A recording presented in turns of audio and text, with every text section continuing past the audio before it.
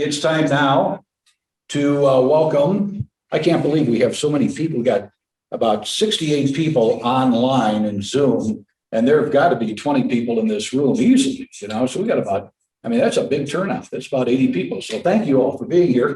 Chris McCaskill is going to introduce our guest speaker. Chris? Well, I'm happy to be here. I'm getting a message that my internet connection is unstable again. But in any case, okay. Dan did everything that he was supposed to in terms of getting us all set up and getting us ready. The only thing Dan doesn't do is talk about himself. And so I did a little bit of research to try to put together the bio portion of his piece today. And so if there's any errors, that'll be all me. And since he's going to talk about 500 years of history, I better not monopolize too much time. He's going to start with the Conquista all the way through modern times. He is the lay religious leader of Kehilla Shalom, San Miguel de Allende. He's the founding member of the Comunidad Hebrea in San Miguel de Allende, also called CHESMA.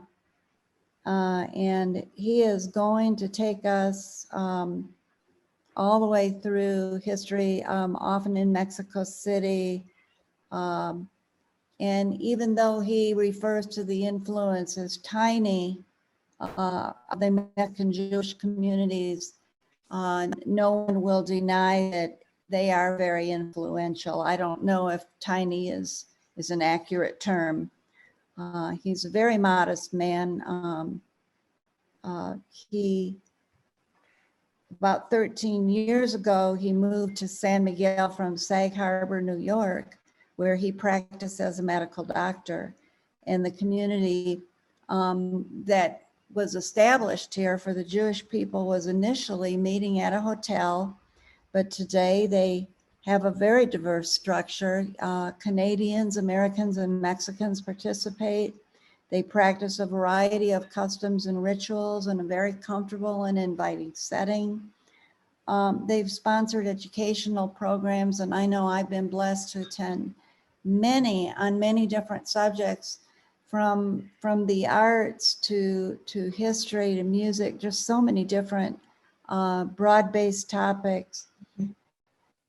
So here he goes with a fascinating background of how the Mexican government found some ways to cooperate for the mutual benefit with the Jewish people, who are subject to mistreatment from so many other countries around the world. And I think you're going to find it a very interesting ride. Welcome, Dan. So Golda Meir once says, "Don't be so humble. You're not that great." Yeah, I've been here 16 years actually from Sag Harbor and helped start the Jewish community here. I'm not a historian, but I'm interested in history. How do I go for this? Okay, so we can divide the talk into two sections: the history of Jews in Mexico and the history of Jews here in San Miguel de Allende, which is actually quite a bit shorter history.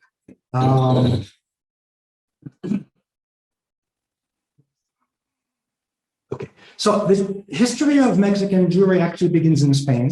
There are no indigenous Jews from indigenous peoples, although there is that strange theory that the Mesoamerican Indians are one of the 10 lost tribes of Israel. Nah. What happened, it's actually interesting to get a little background on the this famous Expulsion of Jews Inquisition of Spain. 100 years before the expulsion of the Jews from Spain, there was a series of anti-Semitic pogroms. Catholic Church was not happy with Jews as they were reconquering Spain from the Moorish times. The Jews and the Moors got along pretty well. There was a convivencia of Jews, Christians, and Muslims in the south of Spain, And as the Catholic kingdom started to reconquer some of the lands, they were now owners of a whole bunch of Jews. The king would protect the Jews in general, to pay, moneditas to be protected, but the church was not happy. And there were ongoing attacks. Interestingly, a half of the Jews converted in 1391 because of these pogroms. There were ongoing attacks with 50,000 more converting in 1415. So when the Reyes Católicos actually conquered Granada, and that was the end of the Moorish rule, they did the Alhambra decree to throw the Jews out of Spain. Basically, you had 4 months to convert, leave, or be killed. Interestingly, the numbers are very different where you read it, but here it says that 200,000 converted to Catholicism and about 100,000 left. We were always taught before that, okay, so we left, but actually a lot of people stayed. If you were both the landowner and you had a factory and you had vineyards, you had 4 months to leave, you couldn't sell your properties. Like, well, I'll just convert and keep practicing Judaism in secret. And that's the infamous crypto Jews, or we call them conversos, also called marranos, which is a nasty word, it means pig. But there were a bunch. If you see here, half from the beginning, end of the 1300s, and then a whole bunch in the end of the 1400s. So we have a lot of Spaniards that do have Jewish blood. And some were maintaining Jewish ritual in secret. Interesting, Columbus actually set sail the day after that decree came into effect, which is actually a cute little story. Okay, so that's one of the reasons why the Spanish Inquisition was so important, because there were so many of these crypto Jews who said they were Catholic and went to Mass, but in their homes, they would be praying quietly, they would have pastoral procedures quietly, maybe they wouldn't eat pork products, maybe they'd go down to the basement, light candles on Friday nights. They were maintaining Jewish ritual, although they were externally Catholic. The Inquisition was technically only in charge of the new Christians. They had no power over the Jews, technically, but then, as we know, after 1492, there were no Jews in Spain or Spanish territories, legally. So the Inquisition, we have jokes about it from Monty Python, no one expects Inquisition. Mel Brooks has a cute little thing about the Inquisition, but it was anything but humorous. And it was used often just to mess up your neighbor. If you didn't like your neighbor, you would just report them like, oh, they didn't eat pork in my house. And they take a bath on Friday night. So, maybe they're Jews. And they would often be persecuted. And it says here that 150,000 people were prosecuted for various offenses. And between 3,000 and 5,000 were executed, burned at the stake. So then the Spanish come to the New World, and they finally finished the Conquista in 1521.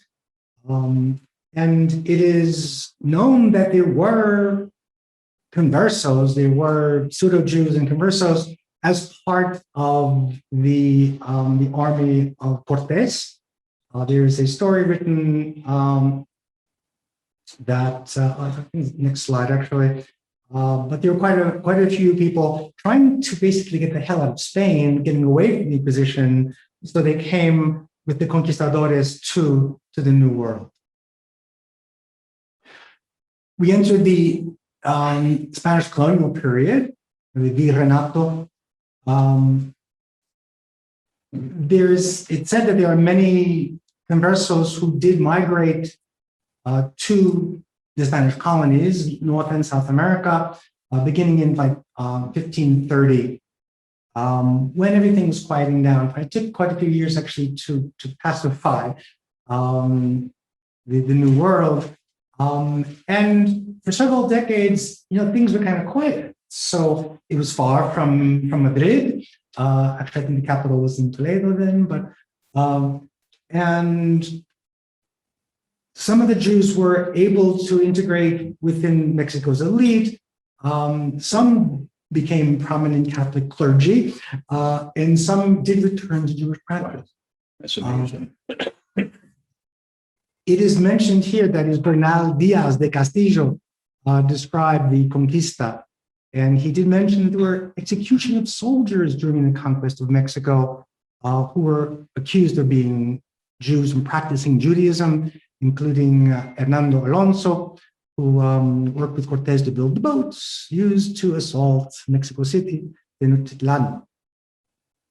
The Inquisition in Mexico was not fully established till 1571. And there were problems, purges, beginning in the very late part of the 16th century. To wit, in the early part of the 17th century, the King of Spain actually, tried to protect some of these Jews. There was a relaxing of the Inquisition, which was never quite as bad as it was in Spain, and there was certain amount of immigration then, but it was not legal. You could not be a Jew and live in Spanish territory legally. So these are more crypto Jews or kind of new Christians. And they settled in Mexico City, Acapulco, Veracruz, and Campeche, and they were involved in the mercantile activities. This is the Virrenato.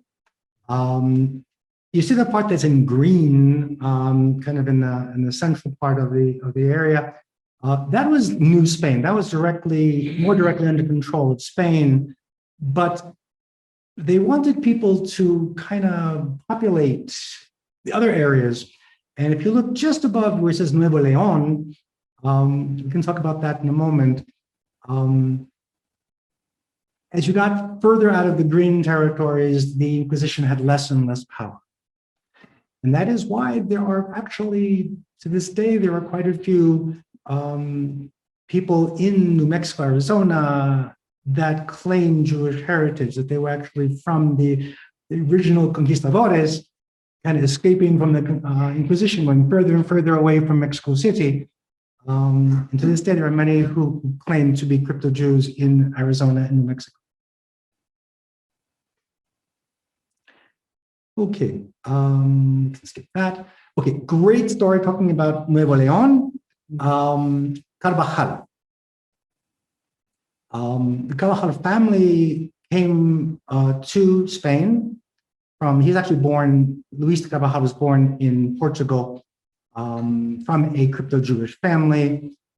They were granted land in what is now Nuevo León. And he welcomed conversos, even practicing Jews. And they say that 75% of the initial settlers were secretly Jewish. Some theories actually state that Monterrey developed as a commercial center despite the fact that it was so far from Mexico City because of this Jewish crypto influence.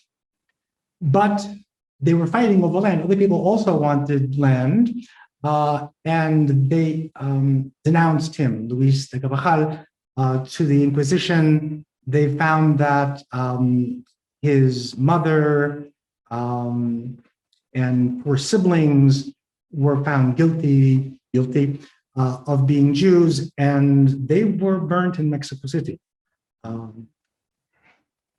I believe actually was in the park next to the Alameda Park. Alameda Park. Okay. Independence, 1820. They abolished the Inquisition in Spain. Yay. But Catholic religion was declared the official religion. So the remaining crypto Jews did not openly admit to being Jews, and they continued to observe any Jewish ritual, under the table, so to speak. There was some immigration of European Jews in the mid-1800s. We're not talking large numbers here. The first religious services recorded was in 1861 in Mexico City. Good old Emperor Maximilian issued the Edict of Religious Tolerance. Yay. That was a good thing. It invited some European Jews to settle. But we're talking like 20 Jewish families. We're not talking like huge numbers. The War of Reform under Benito Juarez reinforced freedom of religion and allowed Jews finally to actually have Mexican citizenship and full integration into society. In the 1880s, it was very bad in Russia and Poland, where many Jews lived. The assassination of Tsar Alexander caused a lot of turmoil, and many Jews emigrated from Europe, and some did come to Mexico, usually as settling in rural areas as traveling salesmen. And it says here about half of the Jewish population of Mexico can be linked to this wave of immigration. We're talking about Ashkenazic Jews, Jews from Eastern Europe. And they built businesses. They did well for themselves. They had a first Jewish cemetery. This is all in the same time period.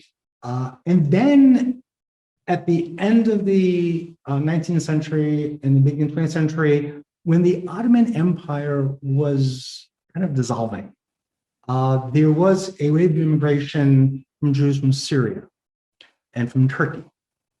And they set up their own communities, Magen David, the Motisana'i, in Mexico City. They were poor, shoemakers, furs, peddlers, tailors, and they tended to be in the cities, in Mexico City, and in Puebla, Veracruz, and some in Chiapas. It says for Sephardic Jews, similar language and culture made it easier for them to adapt. We talk about Sephardic Jews, we're talking about Jews who came from Spain. They were thrown out in 1492, but they went North Africa and they went east. So there was actually quite a few Sephardic Jews, Jews from Spain, who settled in Turkey and in Syria. And there are Jews who've been in Syria for millennia, technically. But they did speak Spanish still. Like Jews from Eastern Europe, my grandparents spoke Yiddish, which is a Germanic language. Basically, it is German. It's ein, zwei, drei, vier, not ein, zwei, drei, vier. It's a very similar language. The Jews from Sephardic lands, they still speak like Ladino. And Ladino is basically medieval Spanish. It's very easy to understand Ladino if you're Spanish speaking. So these people actually spoke that at home. So when they immigrated to a Spanish speaking country. It's easier for them. So again, not huge numbers, okay? So by 1900, the official census counted 134 Jews in the country.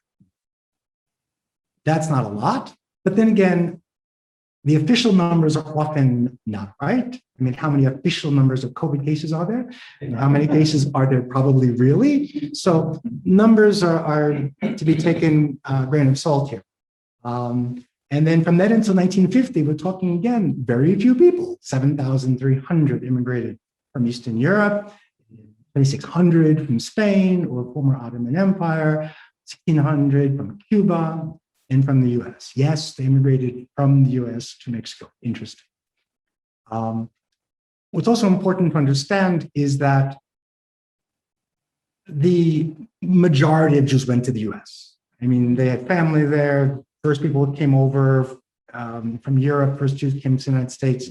Not the first, but large immigration came in the mid 1800s, German Jews mostly. And so it was like the golden land. So everyone from Europe, from Poland, from Russia wanted to go to New York, basically. But in 1921, America closed immigration. We had a quota system, and very few Jews were permitted to enter into the United States, and they sought other places. Many went to Cuba, and then many did try to get into the US, and they wound up going to Canada, South Africa, and in Mexico too.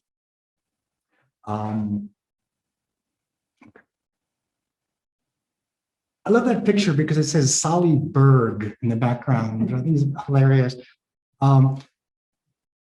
So we had the revolution, 1920. Some Jews actually, and foreigners, like left the country immediately after, but then returned. Again, because many Jews could not enter the United States, they started coming into Mexico in certain numbers. Things did well in the 20s, roaring 20s. The economy was great everywhere. Immigration slowed after the Depression. And then when the Nazis started coming to power in the 30s, Jews tried to get into the US. They could not.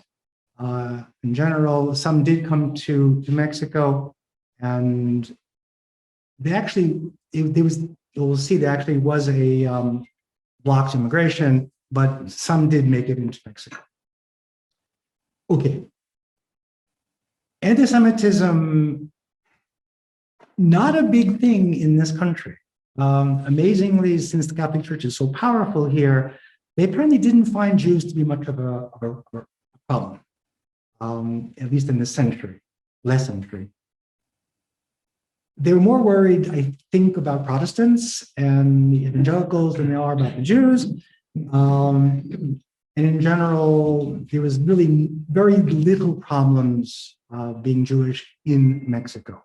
There was the occasional expulsion of merchants from the market of La Lagunilla in Mexico City in 1931. And then those Nazi sympathizers had some problem, gave some problems to the Jews. There was an immigrant quota initiated in 1937 so that the Jews could not easily escape from Europe. But Lázaro Cárdenas kind of bypassed that law and was able to get to allow certain Jews to come into Mexico. So during the early part of the century, the Jews developed their own religious and social organizations to adapt. The Mexican Jewish immigrant community has been described as very closed and separate from the rest of society in Mexico. About 90% of Mexican Jews attend Jewish day schools and marry within the faith, which is an amazing number, considering that in the US, the average is about 50% of American Jews marry non-Jews. Up to 75% of Reform Jews marry non-Jews. And American Jews are much more assimilated and acculturated into society than Mexican Jews are. So they're worried about intermarriage and migration out of the country, but the numbers are actually very low. They don't mix with the non-Jewish Mexicans. They're not going to intermarry with them. They have their own sports centers, their own universities. So they tend to marry within the community or immigrate to Israel. It's quite a few immigrating to Israel. With the economy problems here in Mexico, they find the economy better in Israel. Okay, skipping along. So presently, there are only 45 to 50,000 Jews in the entire country of Mexico. That is less than the number of Jews that there are in Houston, Texas. That's when I said it's a tiny community, it is a tiny community in this country. However, it is said that the Jews of Mexico probably are responsible for 13% of the jobs in Mexico City. Many are all factory owners and store owners, and they employ many, many people. So for their tiny, tiny number, there is a much larger impact on Mexican society, of course. Most of the Jews live in Mexico City, 90% live in Mexico City. And even in there, they have their little gilded ghettos. They have Polanco and Tecamachalco, and in the sections, they're heavily Jewish. And there are actually very small communities in Guadalajara. If it's 200 families, it's a lot. Monterrey, probably 100 families. San Miguel, we have no idea how many Jews we have here because most of the American Jews don't affiliate. So we can estimate what? Going through the Juarde, looking at the names, the Goldbergs and the Greenbergs, we estimate 500 or more Jews living in San Miguel. Makes us probably the second or third largest community in Mexico. And smaller groups in Tijuana and Hidalgo State, Ajijic, there's a small Jewish American community. And in Cancun and on the coast, there's actually a Chabad, which are the kind of the very religious Jews, kind of trying to hook the tourists, basically, to return to Judaism. So if you look at the Jewish communities in Mexico City, they divide into very separate communities, which is kind of interesting. And isn't necessarily even based on the sect of Judaism. They just, for example, Monte Sinai are Jews from Damascus. And Magen David are Jews from Aleppo. And they're very different communities. Like one would think, well, they're both Syrian Jews, like why don't they? They're very separate. And in fact, if a Damascus Jew marries an Aleppan Jew, it's kind of intermarriage. I mean, there's a problem. Which synagogue do they belong to? And it's very strange. The Ashkenazi community, the Jews from Europe, Eastern Europe, grandparents, a pretty large community called La Kehilla. There are Sephardic Jews from the Balkans, Turkey, and there are two small conservative synagogues that, as larger of the two, I think has between 1,000 and 2,000 families. It's pretty large. And the Beth Israel was begun by Americans in Mexico City back in the, I think, 60s. And they're pretty small. They're very small. Okay, how's my timing? I'm going to speak briefly about the Jews in the San Miguel. May I? Okay, great.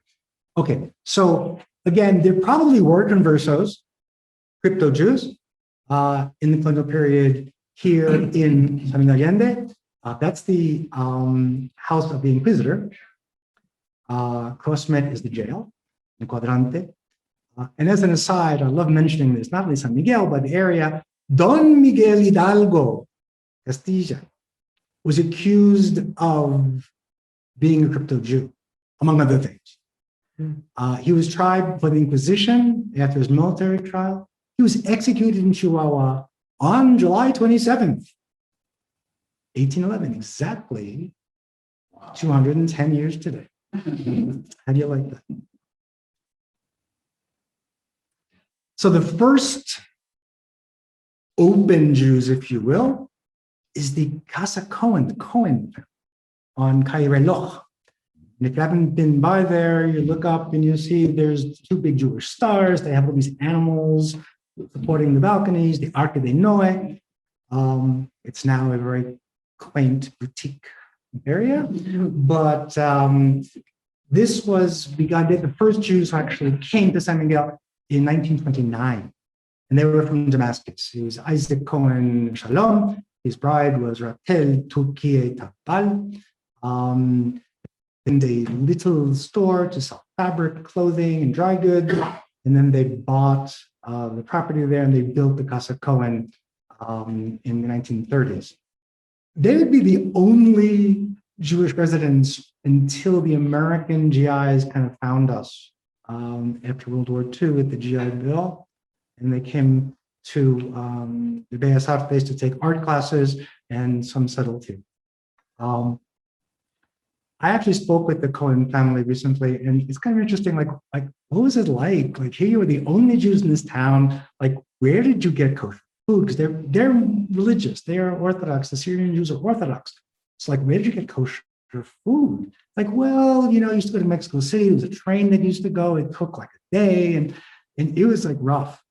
To be educated, they sent their kids to Mexico City, to Jewish communities there. I mean, it was much more difficult than it is now to be a Jew in San Miguel. So the Americans came. We all know Sterling Dickinson. He recruited actually hundreds of young American veterans, the Bellas Artes, and among them, of course, were Jews. The 1950s, quite a few American Jews kind of came to San Miguel to escape the McCarthy purges in the US. I knew several of the older American Jews who were not at all religious, but they were, socialist and communist. And they came down here to escape the political situation in the US. In the beginning, the expats would meet to his homes for holiday parties or some events, high holidays. There was a very well-attended Passover Seder, a yearly event in the hotels here. Actually, I think it was the Aldea Hotel. I used to meet there. And some services were held at the St. Paul's Episcopal Church, God bless them, which we now meet, by the way, on their front lawn. During the pandemic, we were doing online Zoom forever. And then last month, we started meeting presencial in person, but not to be inside our community center. We asked the St. Paul's folk, and they were very, very sweet to allow us to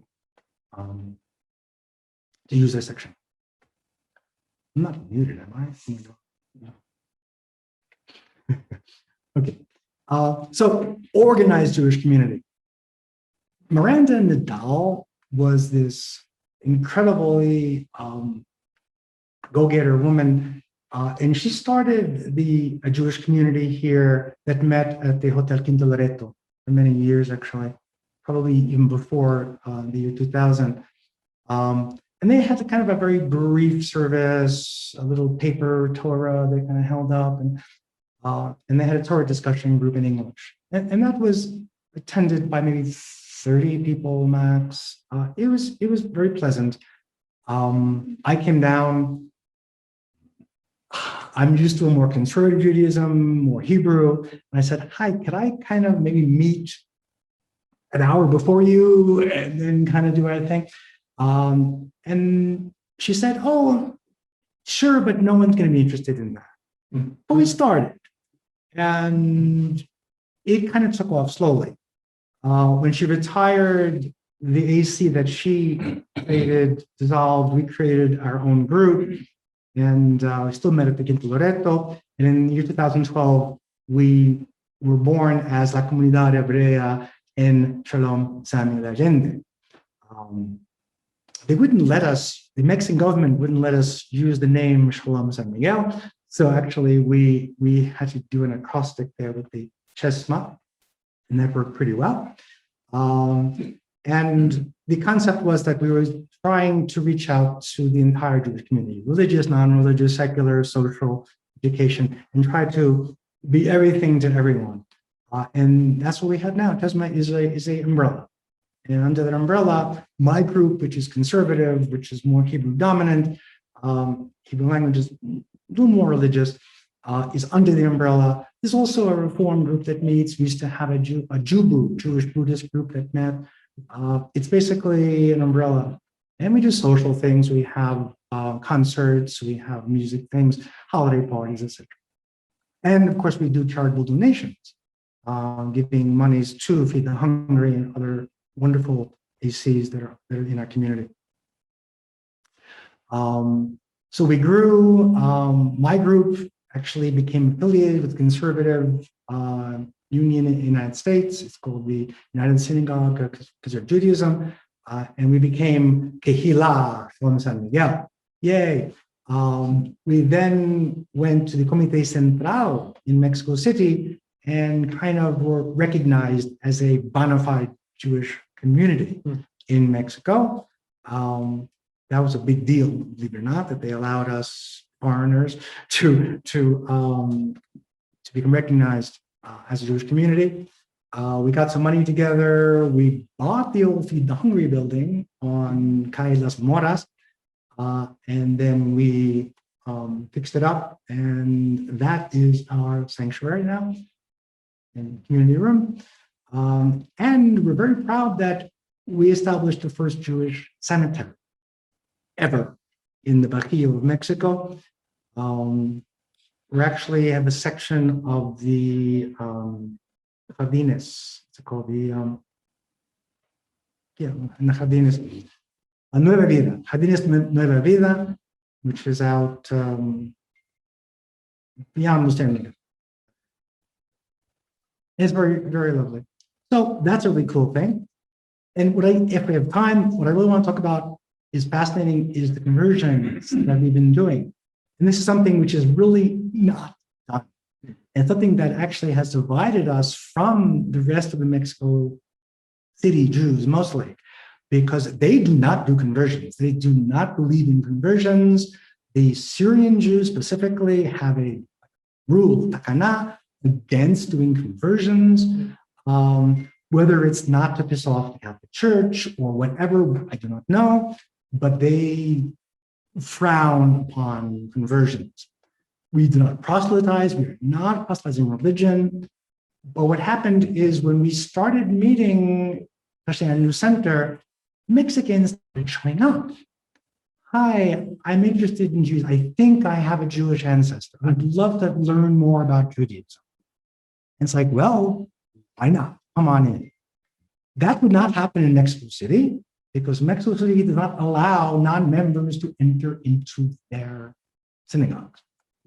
Kind of like when I went to Morocco, we couldn't go into the mosques there. Tourists weren't permitted to enter a mosque.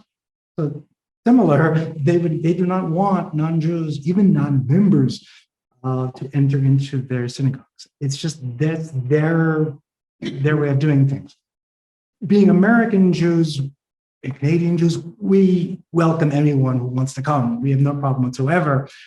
No metal detectors, no checking your circumcision at the door. Okay, so everyone can come in, and more Mexicans were coming, and they would stay for a total discussion. We started one in Spanish, and little by little, they decided, well, how about conversions?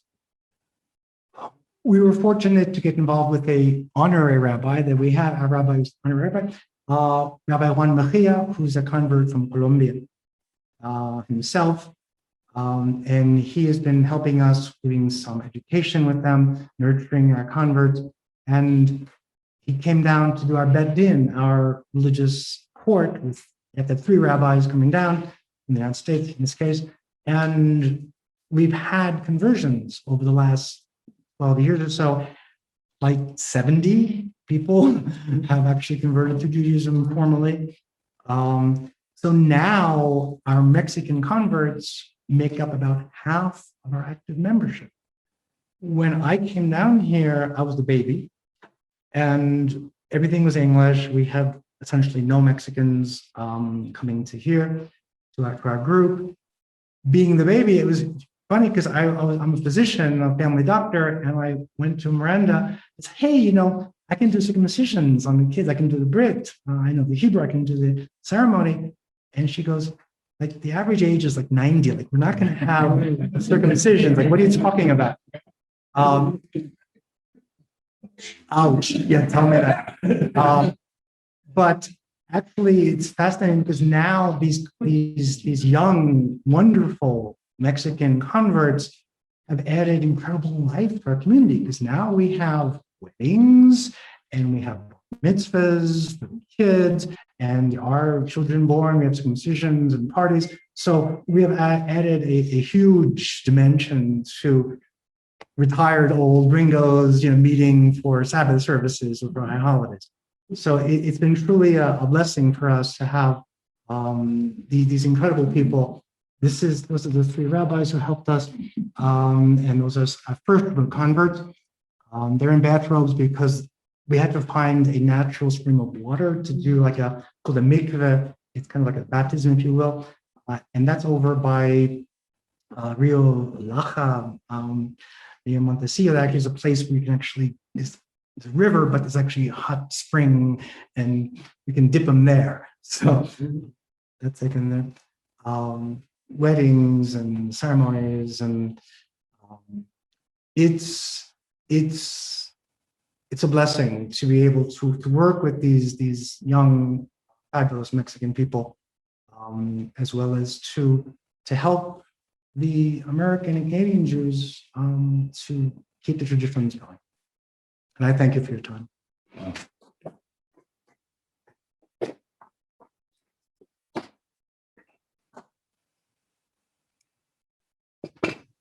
Okay, Chris, you want to wrap it up?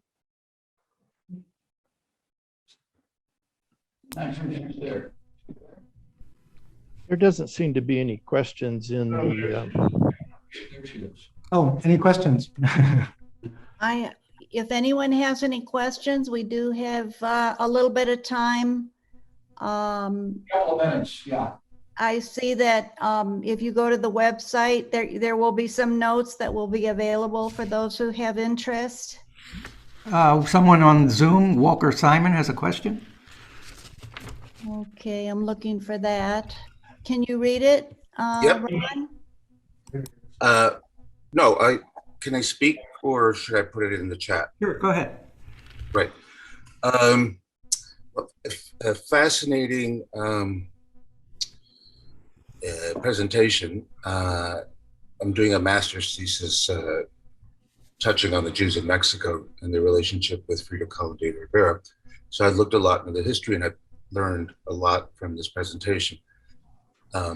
So the 1930s to me is particularly interesting, and I'm happy that you got quantified the number of Jews expelled from La Lagunilla. From what I've been able to gather, there was quite a movement in the 1930s to expel Jews. I saw a picture in one book of hundreds, if not thousands, of people who were affiliated to retail organizations carrying banners calling for the expulsion of Jews. And then, of course, there were neo-Nazi groups that made the same statement, although I don't know if they were in marches. Can you tell us a bit more about that? No. Basically, only what I was able to get is that yes, there was some neo-Nazi activity, of course. There was some right-wing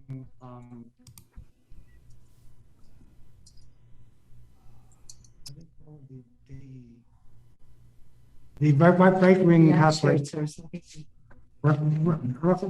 right-wing Catholic organizations that were not happy with the Jews being in Mexico, but in general, anti-Semitism has not been a major problem in Mexico. It's interesting stuff. Thank you, Sybil. So no, I can't add much about that. I'm not a historian, actually. Right. I'm one of the few. Right. I was madly taking notes when you were talking. I didn't get everything. Is it possible to get a copy of your presentation? Yeah, sure, absolutely. Should I email you? Yeah, sure. actually, we're going to have in the previous speakers on the website, Rotary SMA Midday will be the whole presentation. It'll be on YouTube, so you can stop it whenever you want and read the whole presentation there. And on the way to the previous speakers button, you'll run right by the donate button. So tell your friends to come back. And,